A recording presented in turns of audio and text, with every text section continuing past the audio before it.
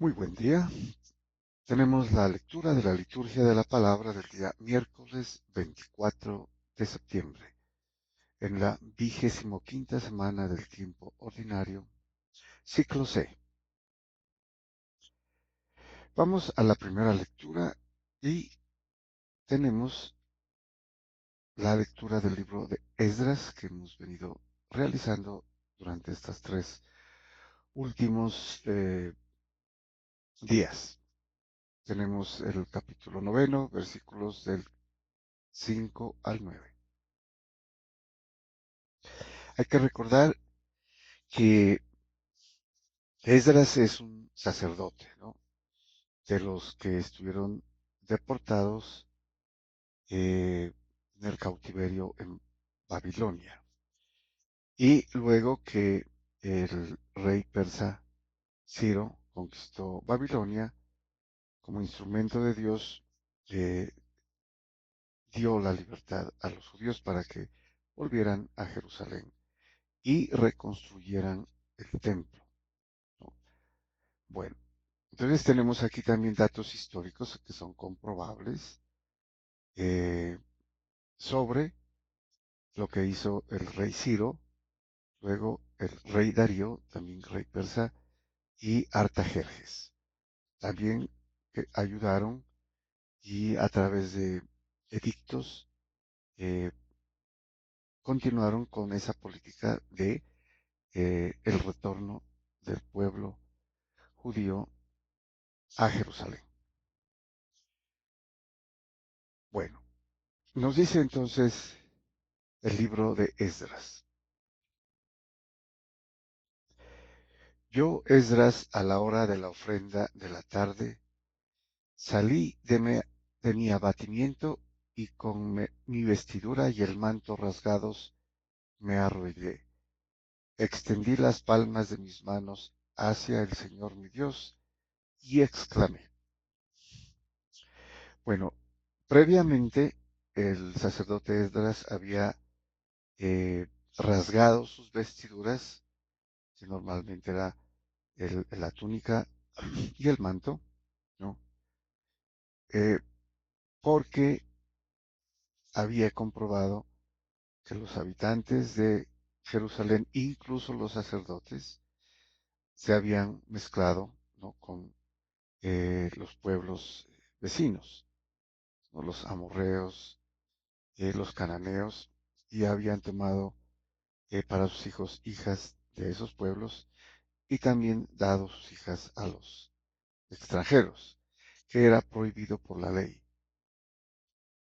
Debido a esto, él rasgó sus vestiduras y va a hacer la oración que sigue. Dios mío, estoy avergonzado y confundido.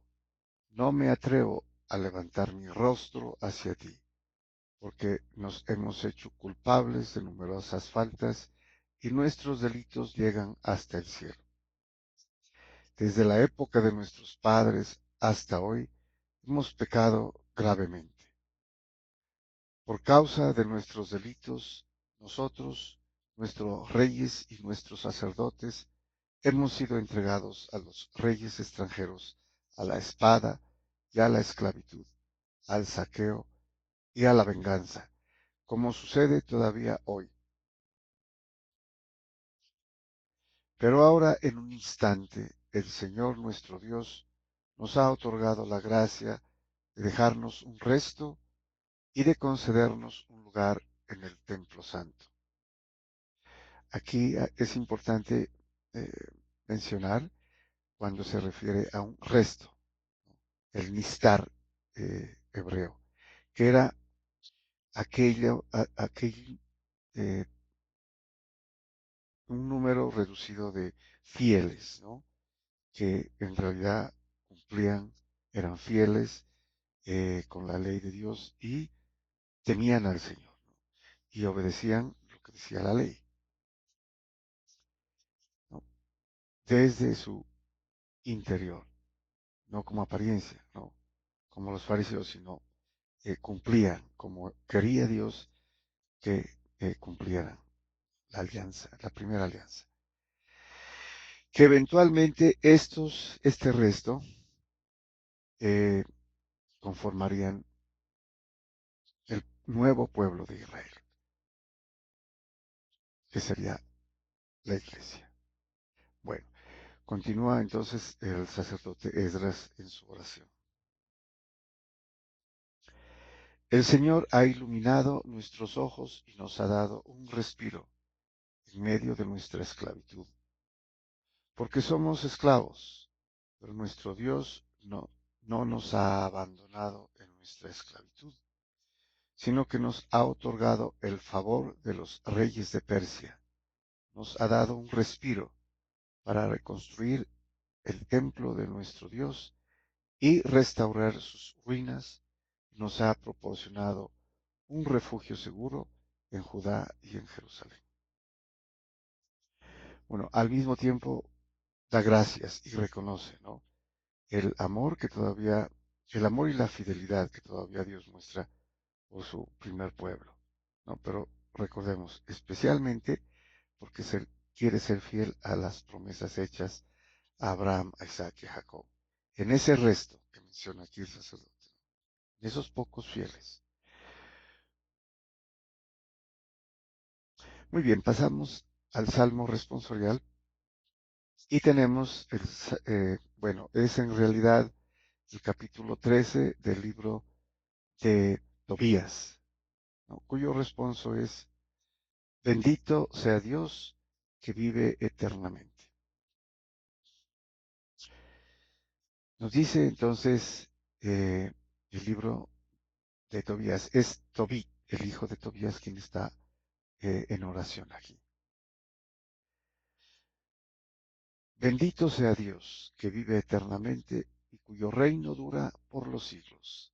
Él azota y se compadece, hunde hasta el abismo y saca de él, y no hay quien escape a su mano. Aquí esta oración está con referencia al cautiverio y al exilio en Babilonia, ¿no? Y que ya están disfrutando pues, de su libertad. Esto sería post cautiverio, ¿no? Cuando ya eh, han retornado a Jerusalén y se ha reconstruido el templo. Y aquí lo menciona en su oración eh, Tobit, el hijo de Tobías, el autor de este libro. Y continúa, denle gracias, hijos de Israel, ante los gentiles, porque Él nos dispersó entre ellos. Proclamen allí su grandeza. O sea, el Señor castiga, pero también perdona, ¿no? Los castigó con ese exilio en Babilonia durante 50 años, pero regresaron para ser fiel a las promesas.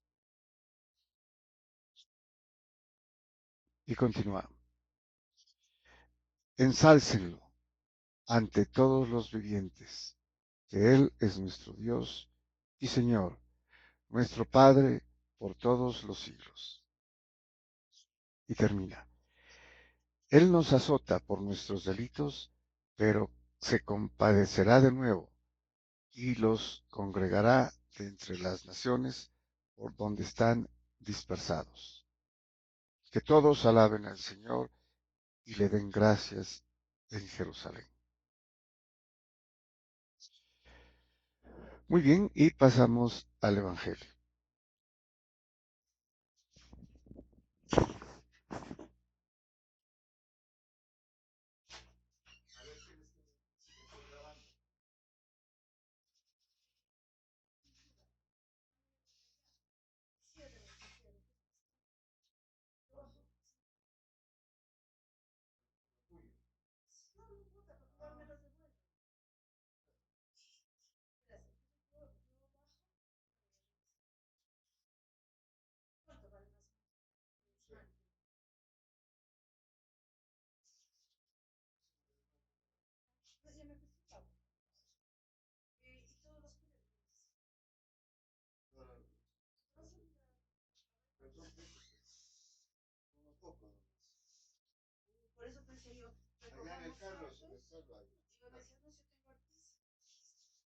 esos, pues yo nada más los boté en el reciclaje.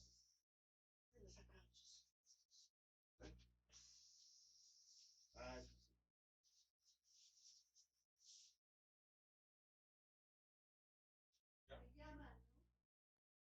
espérate, es que me interrumpieron cuando estoy grabando, pues tocó poner pausa.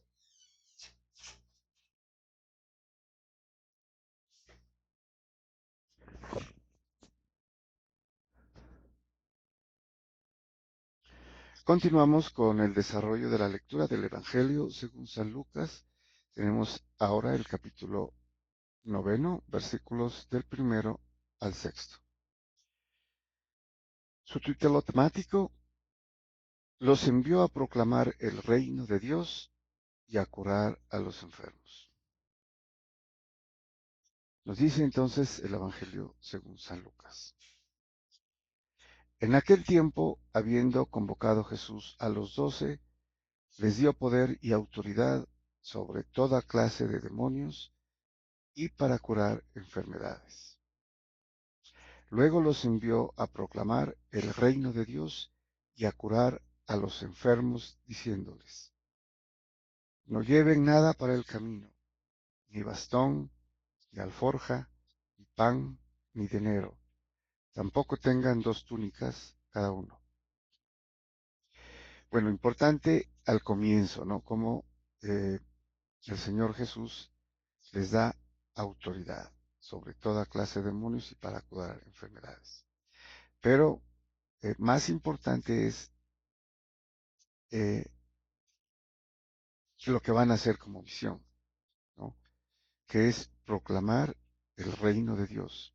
Eso es la buena nueva. El Evangelio consiste en proclamar el reino de Dios, que ya está, ¿no? Ellos son el comienzo de la iglesia, que se consolidará en Pentecostés. Y ya está el Rey, Jesucristo, ¿no? Que va a sufrir su pasión, muerte y su posterior resurrección y ascensión al cielo. Muy bien. No lleven nada para el camino. ¿Por qué? Porque en las bienaventuranzas él había eh, explicado, ¿no? Especialmente la pobreza en el espíritu. O sea, no desear nada sino a Dios. Y esa es la riqueza prácticamente. Entonces, el no llevar más de lo necesario sería aquí, ¿no? Por eso, tampoco tengan 2 túnicas cada uno, ¿no? O sea, una sola, lo básico, lo necesario. Y continúa: quédense en la casa donde entren hasta que se vayan de aquel sitio. Eh, en Mateo les dirá que no estén de casa en casa, ¿no? Sino que se queden en una hasta que salgan. Obviamente porque el cambiar de casa podría ser eh, mm, no muy bueno y no de buena recepción para los que los hospedan, ¿no? Los anfitriones podrían resentirse. Entonces quédense, dice, en una casa donde entren hasta que se vayan de aquel sitio. Y si algunos no los reciben al salir de aquel pueblo, sacúdanse el polvo de sus pies como testimonio contra ellos. Bueno, habíamos dicho inicialmente que esta era una costumbre de los judíos, que al pasar por tierras extranjeras o gentiles o paganas y entrar nuevamente a, a Judea, ellos se sacudían el polvo para no contaminar. Era una, una actitud simbólica, ¿no?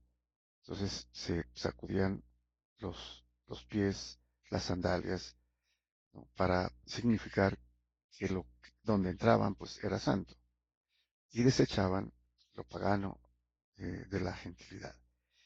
Este gesto entonces era como para decirles o tratarlos como si fueran paganos, ¿no?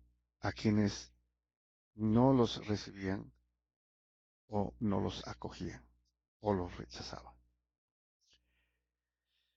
Se pusieron en camino y fueron de aldea en aldea anunciando la buena nueva, la buena noticia, que es Evangelium, ¿no?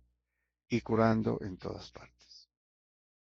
Bueno, entonces ya sabemos que la buena nueva, la buena noticia, el Evangelio era proclamar el reino de Dios. Muy bien, muchas gracias y bendiciones.